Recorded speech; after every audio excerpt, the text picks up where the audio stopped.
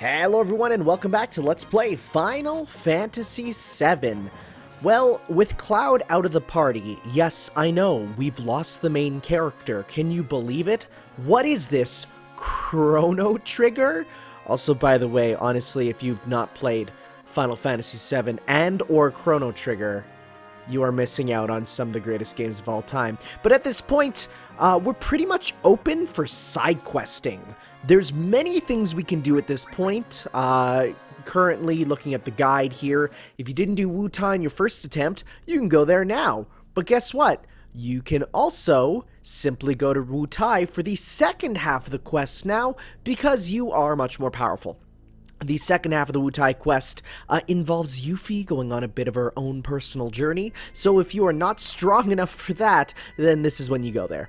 But yes, we have the airship here, which means we can fly around. As you continue to fly around with it, you actually do level it up, which is good. Makes you go faster, makes you go a bit better. For the most part, you don't have to worry about encounters. Note, I said you for the most part. There is maybe some later, but for now, we can just fly around. The world is our oyster, and we shall crack it open. So yes, we are returning to WUTAI here. We already did the major quest here with Yuffie, but as we said, there's one more thing for her to do. So we're going to run on back in, and this is called the Pagoda quest. And this can pretty much be explained as Yuffie's own personal growth journey. It's her confronting her, I would say, inner demons, but they're more outer demons, honestly. And this is how we get her final limit break, of which I got none in this whole playthrough, so don't look forward to seeing that. But we also get some other cool stuff, so we are going to take a look at that as we head on up to the pagoda here, where we are confronted with our first person here, who we're going to learn about. His name is Gorky. And we also have Shake.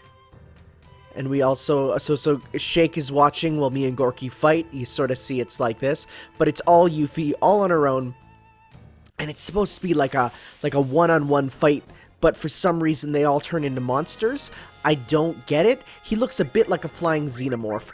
But yes, we have Yuffie here. She has enemy materia on. She has a lot of good stuff that will help us get through this relatively easily. So Gorky here, no big problem with dealing with him.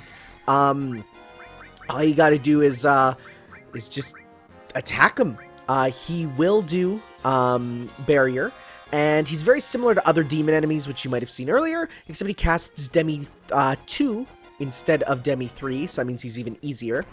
So the interesting thing about all these characters is they're all named after theater, which is weird. So Gorky's name is based on Maxim Gorky, a 19th century Russian author, playwright, and political activist. It's a bit strange.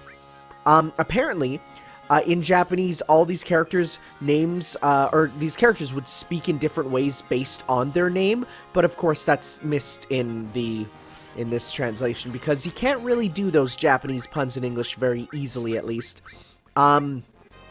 In Japanese, his name is a pun on power, because his name is like, it looks like the same kanji for power, so his name is Goriki, which means Herculean strength. It could be a pun on powerful.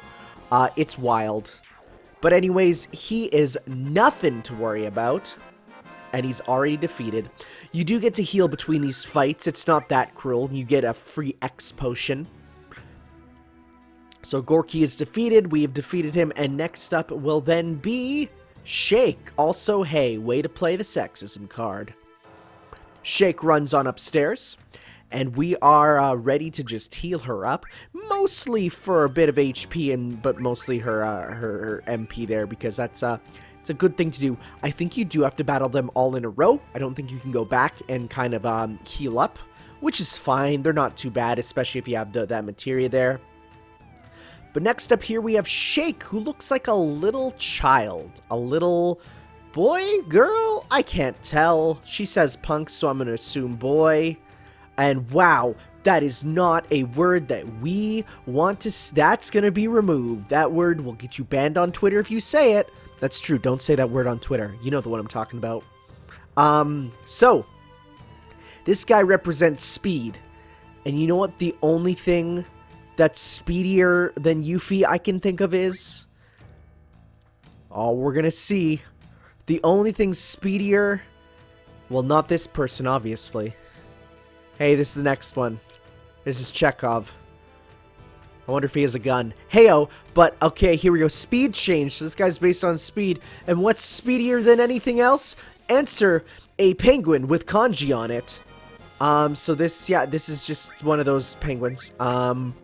So you can't actually, use, the row, the row system here. So you can't put Yuffie in the back. She has to always be in the front. Yeah, it's just one of the penguins. Shake is obviously named after Shakespeare. So not much crazy with that. He apparently also speaks with a weird tone instead of, you know, in the Japanese one, but we don't have that here. But yeah, this guy's meant to be the fast one, which doesn't really work out when he is a penguin with kanji on its chest. But hey, that's just how it is. Yeah, the normal enemies here that he's based on is called a ski, which sounds not like what you would expect. It does have Rage Bomber, much like the regular sort of enemies of the same name. But he'll only do it when as a counterattack or when he is poisoned. But that makes our limit gauge fill up faster, so guess what? Hey, I'm not even that mad. Those limits are very powerful and will let me get her limit breaks faster, even though I don't even think I get her level 2 one, and if I do, it's very late in the game. But that's done. Shakespeare's defeated, and we can move on to the next one, whose name we already saw, which is Chekhov. We get a Turbo Ether, which is very good, because that's what I actually needed, because I ran out of ethers. And Yuffie's like, yeah, now who's the B word I can't say on Twitter? So these guys are all meant to be like WUTAI's toughest warriors, but they're just represented by basic enemies. It's admittedly a bit strange. So I do have a guide here that's like, hey, please make sure that you equip a gem ring because it protects against stuff. But hey, guess what? I already have a ribbon, so who cares, right? Throw that ribbon on her and she's good to go. Because it's like, oh yeah, I'm using a guide going through this just to see where I can go. And it's like, yeah, use a gem ring. It'll make things go easier. Because this dude has magic, right? That guy's the magic one. Chekhov here. But which is a profoundly Russian name for who is basically, you know, a Chinese-style warrior. But hey, who cares? Yeah, if you just have the ribbon on, you're good to go. Ribbon being, again, just the best piece of equipment. You only need to get 3 ribbons by the end of the game, really, because also I love that I got insurance. It's so good. You only need 3 because you only ever have a party of 3, but you can get that. So this dude again represents magic. So what does he become to represent magic? Answer, this horrible thing called a twin brain normally. So this guy drains more HP than your average twin brain. He can cause paralysis with stare down, which is pretty bad actually if you have Yuffie have a stare down on her, because then if she's paralyzed, no one can really come and save you. You are stuck and he will just wail on you till you die. So hey, don't get paralyzed. Do poison him, because poison will deal damage regardless of if you're attacking or not, and it's the best. Poison really helps out for certain bosses, just because the idea of just continually getting that damage over time is so good. This dude Chekhov is named after Anton Chekhov, was a famous 19th century Russian author and playwright. Again, with the Russia, it's a bit strange, but hey, that's fine. He does drop an ice ring, which we probably won't use because at this point we're pretty good to go. But this really reveals how broken the materia system can be when used properly. Just giving you any of the tools you need and he is already dead. Just all the tools that you have at your disposal to just kill anything if you know what's coming up ahead. And that's it. Chekhov's done. And the last of the kind of Elite Four if you can call them that, is this dude who's walking away here, which we'll go see in just a second. But he's walking slowly. He's obviously not the Speedmaster, if you know what I'm saying. Hey, yo, hey. And, yeah, we're gonna fill back up on our stuff again because we need it. Just kidding, we don't. This is recorded in post. A lot of these dudes are level is multiple of 4. So if you have the blue magic called level 4 suicide, which is really hard to get, you can pretty much destroy these dudes instantly. No one has defeated the Master of Weaponry, so this dude turns into something that actually makes sense for a weapon. He turns into damn Emerald Weapon. No, I'm kidding. He turns into a Hammer Joe from Mega Man 3. Because of course, why not? This dude is just reading the guy, he's like, this dude is so easy, you should not be able to lose to him.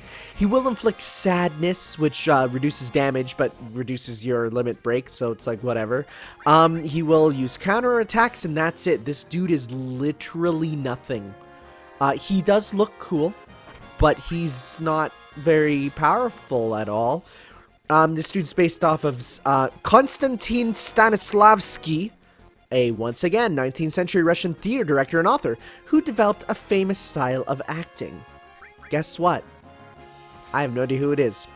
It says, unlike the other Pagoda warriors, if the player attempts to go on to the next floor without challenging him, instead of berating the player's character, he will block the door to the next floor. So he will actually physically block you, which is different. This enemy type is called a Madoge, which you can find in the Mithril Mine. I don't remember finding them. I think they also have a recolor called a Screamer, which looks exactly like him here, which can be found on Mount Nibble. Once again, I do not remember ever running into him, but they look horrible if you zoom in because the face is in the chest, and it's like, that's a bit strange. But hey, we did it! We beat Staniv with no problem at all.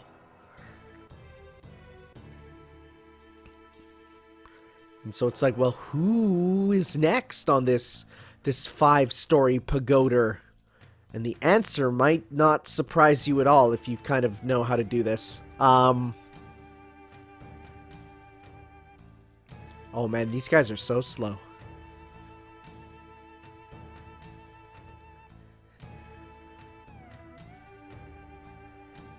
Here it is, the Pokemon League champion, am I right?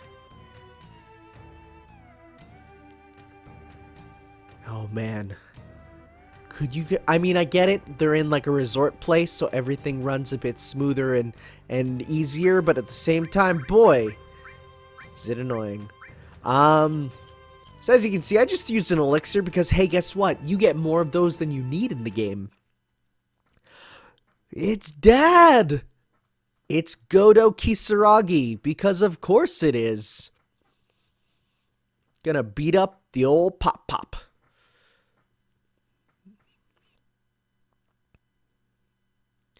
Like him doing like the big buff man flex.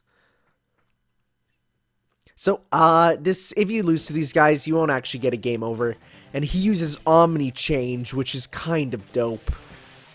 And he turns into, Asura, like the summon Asura, which is a bit strange if your dad turned into this.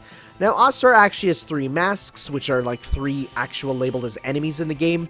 This one is the human form, it's called. And now he has turned into beast form. As far as I'm aware, they don't actually change much, aside from, a few of the attacks they do. So human can use Sleeple and Mini and Cure. Beast can use Beast Sword and Trine. This is one of the few places where you can get Trine, so if you don't have Trine, use it, get it now. And then his Cheater form, which is the third one, can use Bio, Demi, and Drain. You're going to want to throw on a nice poison on him because, hey, he will heal, and that sucks. So here he's in Cheater form, and he's trying to use poison on me. But hey, guess what? I have the power of a ribbon. So, yeah, before he attacks, he will always rotate it to do different things. Once his HP is down lower, he will start casting Cure on himself. But hey, guess what? You should be able to deal more damage than what he can cure, because it's only Cure 2. Otherwise, what you can do is just keep on attacking this dude, and That's about it. It says he's not immune to gravity, so you can use demi spells to do lots of damage to him. If you have gravity linked to HP absorb, you can even drain his health, which is be really good. You can even poison him and then just defend and counter. Use that really easily, and he'll never heal himself. You can cast Reflect, and he'll cure you instead. Limit breaks definitely help. And you can also drain him of MP, because then he will only be able to use a sword, and even then, he can only use that when he's using the right head. So that's a sword attack. It's pretty cool. I think Godot is named after the play Waiting for Godot, but I could also be just, like, lying. I'm gonna look here, etymology. So I looked it up. Godot's name maybe could be based on Godot, the title character from Samuel Beckett's famous play Waiting for Godot. Guess who's super right? Answer this guy! But yes, this is the final opponent of kind of Yuffie's side quest. For an optional character's optional side quest, it all works fine. We also got our limit break here again, Greased Lightning. We still only have our level 1 limit break because one of my problems is I thought, hey, I'm going to play through this game with multiple characters and switch them out often, which means they get less kills, which means they get much less, chances of getting their limits to level up, but oh well indeed. So we're gonna throw over a ether again, so hopefully we can use some more of our dope magic. So he switches his heads, and you know what, we even have summons. Like, let's use a summon, why not? So one cool thing is, I've been recently looking, and there is the Final Fantasy trading card game, which is apparently actually pretty good. I've been seeing a lot of stuff for it. It has a lot of cool art, and my friend says it's actually a lot of fun. So I was like, man, I really want to go get it. But it's expensive hopping into trading card games when you're already collecting both Pokemon and Yu-Gi-Oh! So, well, darn it. Not much to say about that. Yeah. And we've defeated him. We do not do a victory pose because it was our daddy. We don't want to disrespect him. Now, if you're like me and is like, so all creation is the item that lets you get a level 4 limit break, but guess what? If you're like me and aren't going to use that, they do give you something else which will make your life just a bit nicer, which is when we see it, but if we apparently, like, DBZ fought till we're exhausted, even though it really wasn't that, that way. I love the phrase old coot. It's an endearing way to refer to an old person.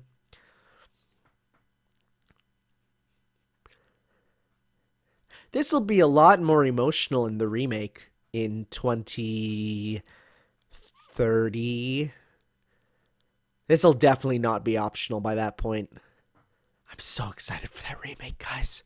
Every day I'm so excited for it. I think those are meant to be crow noises to symbolize the end of the day. But I don't know, man. Could be something else. So, we also get Leviathan's Materia. I said earlier that I don't remember using Leviathan's Materia, but hey, we got it, and we get the trophy, Making Waves. And we have taken over this pagoda. We're very powerful, and yeah, Yuffie is very much like, I hate customs. We should change with the times, which is a noble notion, but at the same time, one that I think you can't kind of go too much into. Traditions are still good to have. Just, make sure that you don't always stick by them fully. And yeah, she's like, you guys have literally never left this place. Do you actually like it here?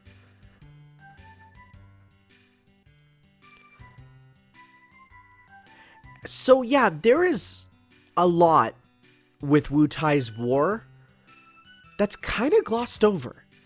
Now, I'm pretty sure it does get more play in Crisis Core, but at the same time, it's one of those background elements that you're like, wow, there's a lot to the backstory of this universe. I mean, not even including the fact that, Final Fantasy X is the super far distant prequel. But I do like how she is calling out. She's like, you're all for traditions, but you turn this place into a tourist trap. So how would our guardians feel about that, right? And she's calling them out. And even Godot's actually apologizing, so That's progress on the dad front. It's really interesting, just the idea of it being a tourist trap. You don't see that in games, I feel. The idea of turning places into, removing the culture and turning them into a commodity, going again into this idea of Final Fantasy VII's theme being about the commodification of stuff that shouldn't be, right? You get the commodity of magic, selling it, the promised land. But now we have the commodity of history, of WUTAI, and turning it into a place for families to go visit, a resort, right? And you get to see a little bit of it here. Am I looking too far into this? Absolutely not. I feel like this game is nuanced enough you could talk about it forever. But at the same time, boy, it looks like this.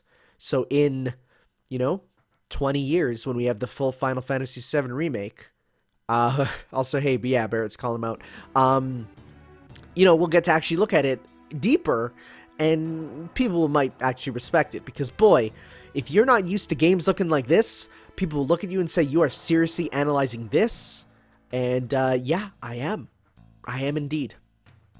And I do like how they do the Pokemon thing of, yeah, you're the champion, but we'll have someone stay here so you can still continue your journey to be a surrogate for you. Not like anyone has ever even got up to the 3rd floor, because apparently no one's ever gone up there, which is crazy, because, boy, they were weak. I feel like there are enemies that are regular encounters late in the game that could make their way through here like it's nothing. But then again, we did use these super overpowered enemy skill materia. If I were to replay... Oh, Godo also is a thief! Ah, like father, like daughter.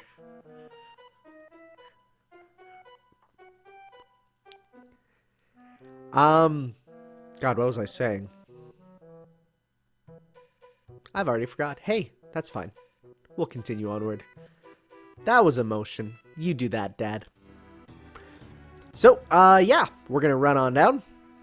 And we're gonna move on to the next side quest, kind of. It's not really, but it's another place we can go at least, and a place where we can get some items for a much bigger side quest I ain't touching in this playthrough, and that's chocobo breeding. Now, chocobo breeding is wild. Chocobo breeding lets you get all sorts of things that you can normally not get.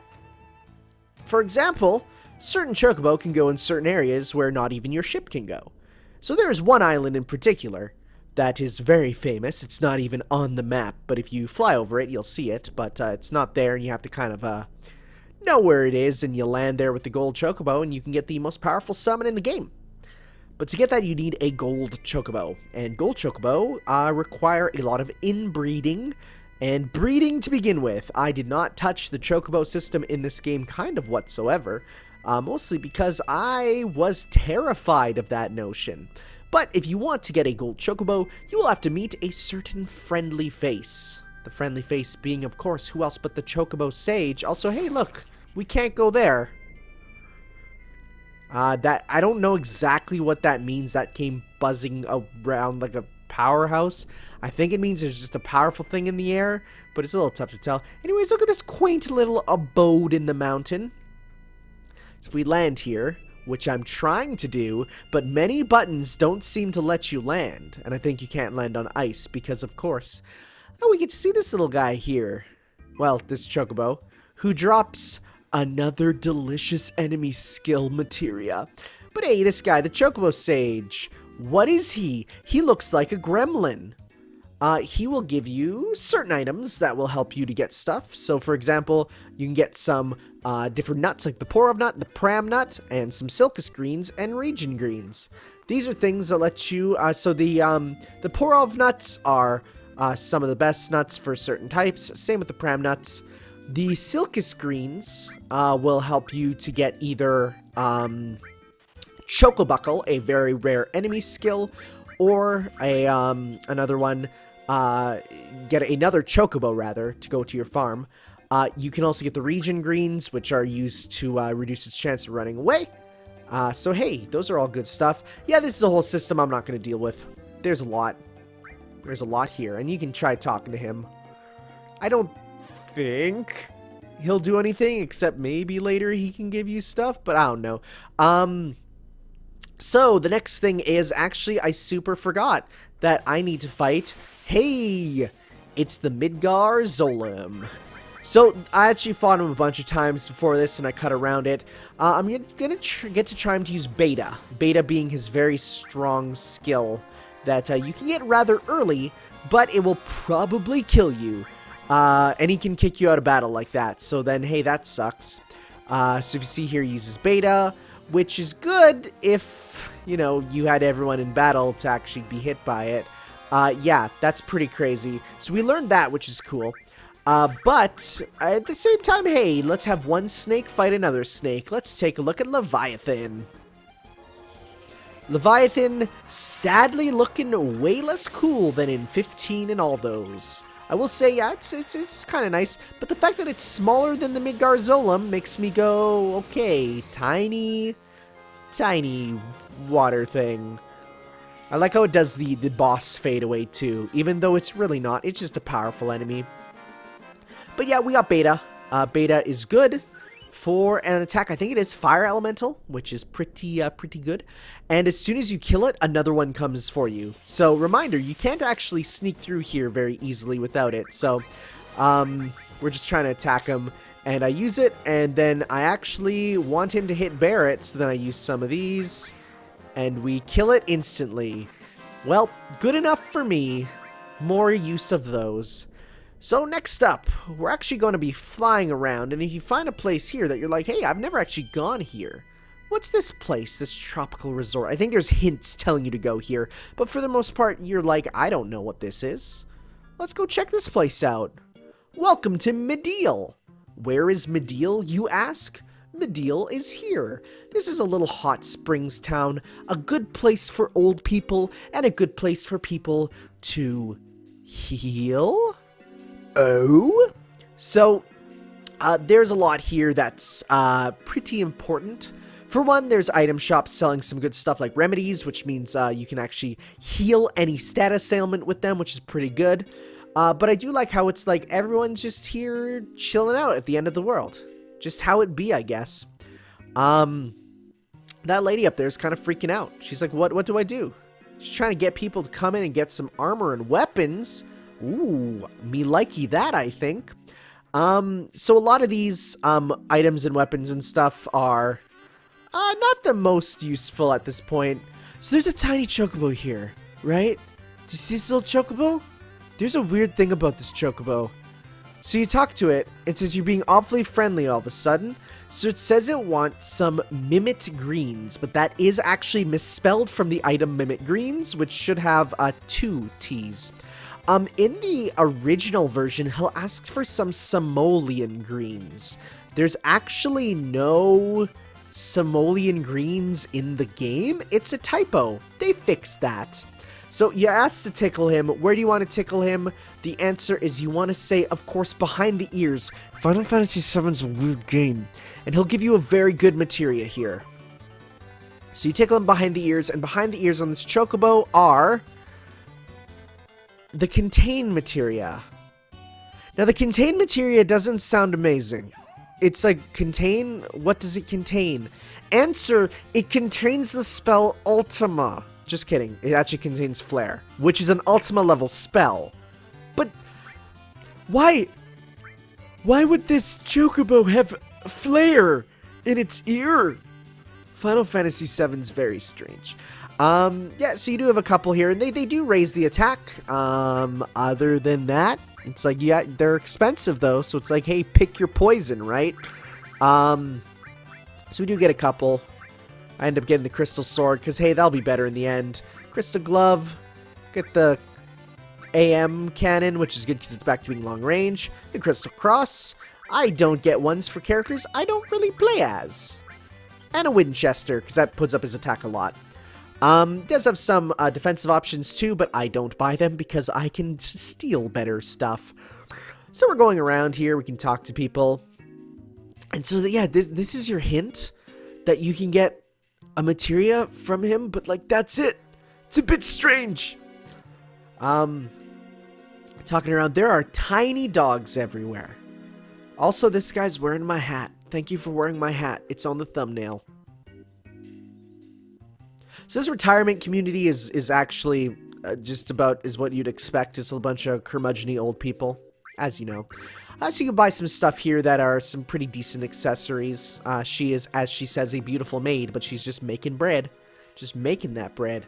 So, as we continue to run around, we'll actually eventually start finding certain people and certain things. But hey, we got a shop here with another tiny chocobo because, of course, cash is welcome here, which implies there's another form of payment.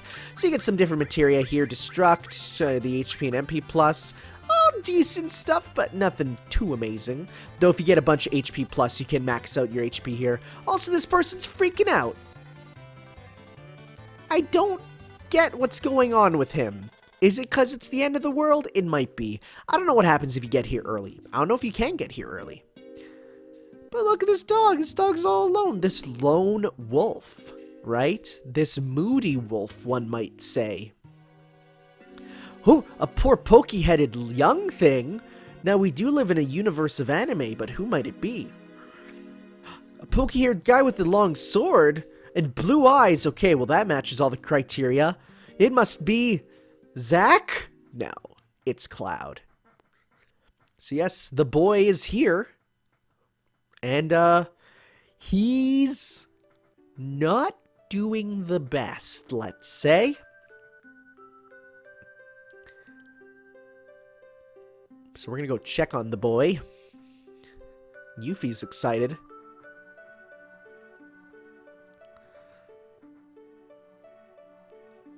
Hey, he's at the clinic.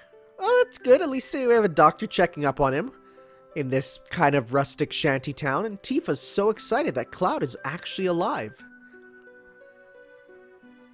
So she runs in and freaks out a bit at the door, as you do in the PlayStation 4 version. And we get to see a version of Cloud I've seen cosplayed more than a couple times. You can already see him off in the distance there.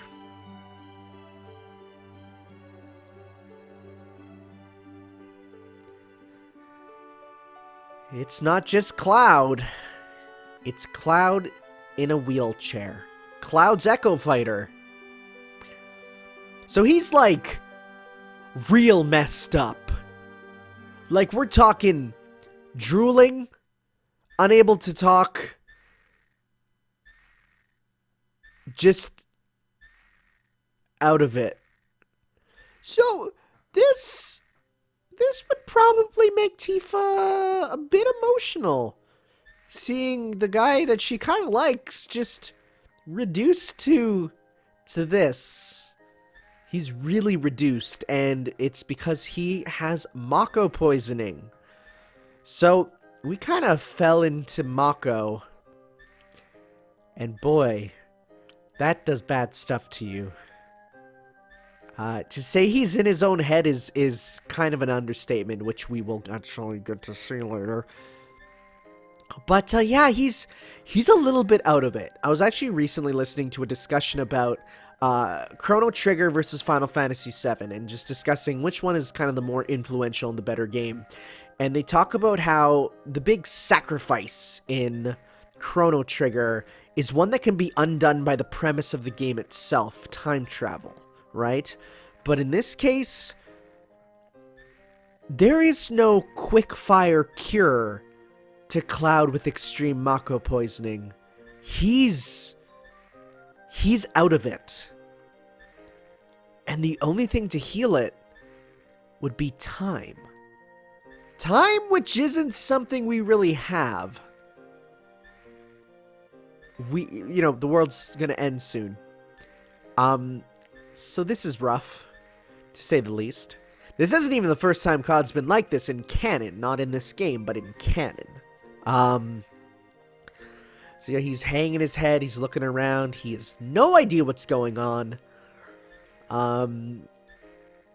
So, arguments could be made that Tifa is the main character, and her journey with Cloud is the true sort of journey of the game, right? And we get to see a bit of that here with her reacting to it. Boy, I can't wait for this to be done with an updated script and, you know, voice acting, because boy, it'll be emotional to say the least. But now it becomes, well, what do we do? Barrett's asking the prognosis, what is it, Doc? And Doc's gonna be like, yo, it's not a good chance. And it's not just Mako poisoning, it's like EX Mako poisoning. So it's interesting, it's Mako-drenched knowledge. It's not just poison, but it's like mental poison, right? And that's kind of a worse poison, because that's a poison that gets in your head and like actually messes you up on like an eldritch level. There's a bit of eldritch horror in this game, especially with kind of the representation of the villains.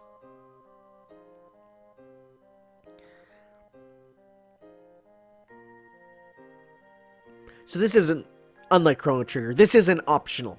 You can't beat the game without finding Cloud here, which this is the next major story beat, which, again, maybe points to Chrono Trigger for letting you skip the major story beat. That's the equivalent, but I think it's important that we get to see this.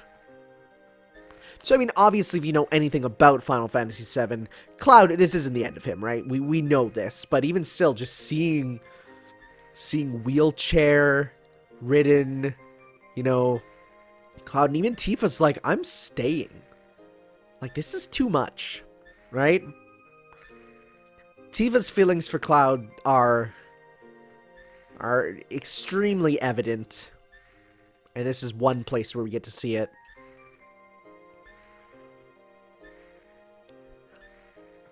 Even Yuffie's given that good advice and not having the sass on her side, because it's a pretty serious situation.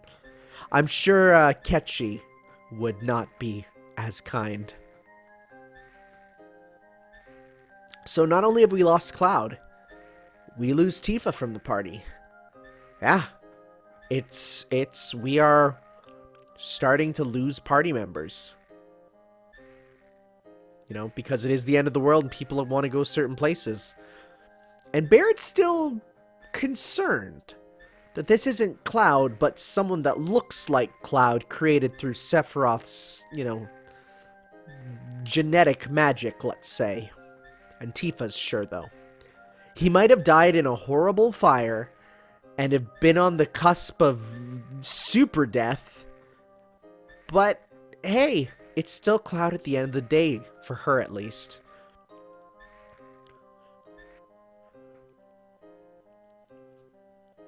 And so we get onto the Highwind, and Barrett's the leader now. Like, when Tifa was the leader, you're like, alright. But now Barrett's the leader, and you're like, what do we do now? And even Barrett's like, what do we do now? There's like so many things that we don't know what to do. So what is the next step then? And we'll actually do a bit of brainstorming here to come up with it. So there's actually a couple items that I did miss on my, because I did run into that dog earlier than I needed. There's a couple items in Medell that I missed, one of them being the Curse Ring, which automatically inflicts you with death sentence, but does increase all your character stats. So hey, make yourself immune and you're good. And I love how he refers to the characters as Gyahaha and Kyahaha. It's absolutely wonderful. And hey, remember Rufus? He's a character.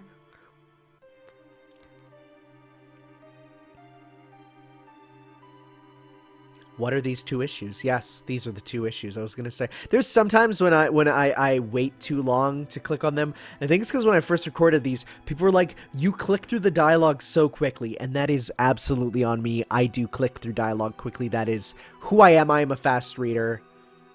And there's Gyahaha. So who could be Kyahaha? Probably it's Palmer. I bet you.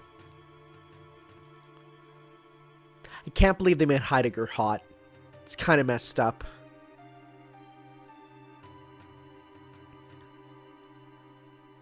Hey, that's a short sentence. You can click now. Thank you. I'm also usually, while doing this, reading something that's like not this. Because cutscenes, they're interesting, but I also, because I click through them quickly, I'm like, okay, I'm going to read something else so I can glance back and forth. But what is this huge materia we are talking about? So huge materia is what those Mako reactors that we passed by multiple times were making. That is a very sensual dance for just talking about materia. And there's Kiahaha, right? Man, she's gonna be dressed up crazy in the remake. So they're basically just deciding to just take all the huge materia and fire it at a rocket, making it explode. Which, I don't know if you've seen the size of meteor. It's pretty big. To say it's pretty big is an understatement. It's actually world-destroyingly huge. Boy, I wonder if we have a spaceship or something to go up there. So, their mission is to collect the huge materia from each area, right? Boy, it's sure a nice thing we kind of have an inside agent here, right? Corel and Fort Condor are the last two remaining ones. So those are the areas where we actually are going to be going to next. We're destined to go to those two for the next major story beats. And Barrett's heard everything. It's in Corel, which of course he is very personally attached with. He's not very happy.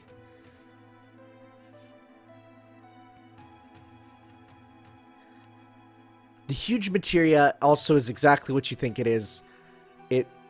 It's just a big materia. You can't use them, but they're big.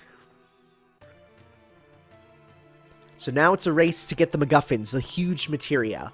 They have one already, the one in Nibelheim, but we need to get the other two so that they can't get them all, because that might be a bad idea, which is also weird because, I mean, we're kind of working together at this point.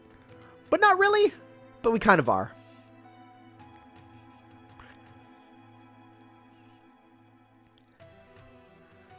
So yeah, Barrett's now the leader? But he's not. Barrett is not a leader, really. Barrett's definitely a good right-hand man. I'm sorry I used that phrase. Our real leader is now lying down there sleeping on the job. And he's not listening to any of this because he is actually the most distant from the plot out of everyone. Because we can't give it to a traitorous doll. We can't give it to a dog. We can't give it to an emo. And we certainly can't give it to Yuffie. So by that, it's got to be Sid, right? He's the only one left. Also, he has the airship. So Sid's now kind of the main character. I think at this point, though, we just gotta accept that, really, it's not a story of certain main characters. It's a story of, you know, each character's individual growth. And I guess this is Sid's growth as a good man, maybe? I don't know. It's sure. I don't use Sid a lot. I mean, Sid's cool. Is he cool? He's cool. But I don't end up using him too much. I think for me, I really like, you know, the main trio the most. And then Yuffie's there too. The others, I don't use too much. But hey, that makes each playthrough just a bit more different. So yeah, we're going to go for the Corel Reactor when we get back, guys, next time for Final Fantasy VII. Ciao, guys.